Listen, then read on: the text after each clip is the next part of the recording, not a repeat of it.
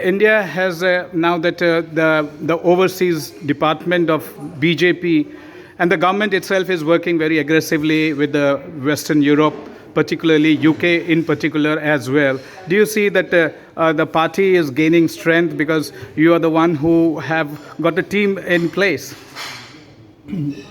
I think with the number of visits what Modi ji has paid abroad and number of times I have traveled with him, the kind of response now which he is getting both from the lawmakers as well as from the Indian diaspora all over is just difficult to describe.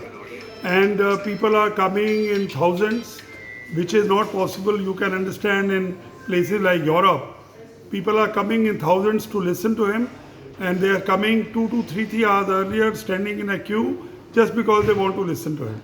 We have Mr. seen Modi the is very, we have very seen popular the now. we have seen the images and optics. Yeah. But again, your opposition in India, Congress Party, keeps harping on the point that those are bought or those are hired crowd. But I think that has subsided now, and you can be happy for that reason at least.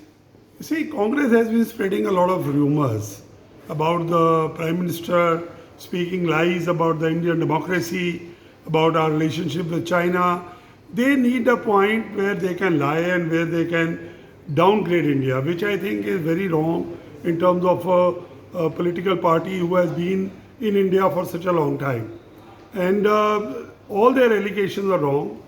They're the kind of people who come there, they are very high level businessmen, bureaucrats, the Indian students, the Indian professionals who are working over there.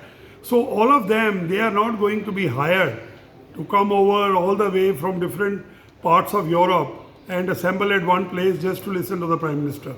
Rahul, the recent visit of Rahul Gandhi has created a lot of stir and angst in India because you know that, and I know that you can hire the Parliament Hall, one of the conference room, or in Chatham you can hire, or in you can go to the universities on the northeast or in the eastern part of Oxford or Cambridge, and then you can have your say. But those news are not getting as much traction in United Kingdom mainstream media. So you must be a satisfied man, I guess.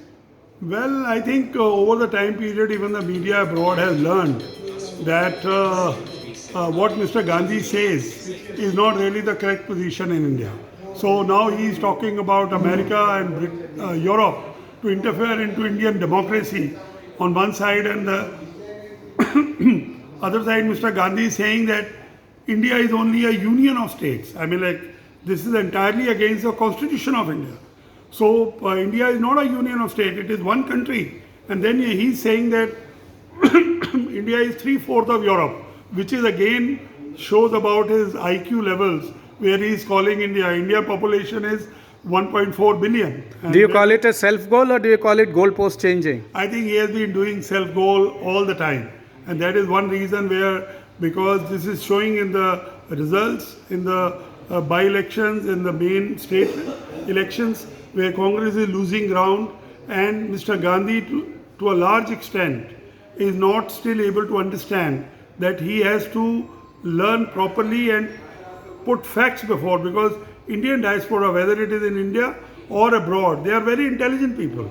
You cannot fool them just by giving one statement. How is BJP as a party and the BJP overseas unit is working on free trade agreement to develop the bilateral and multilateral business alliances for Indian manufacturers and Indian industries to grow in those sectors, those circuits?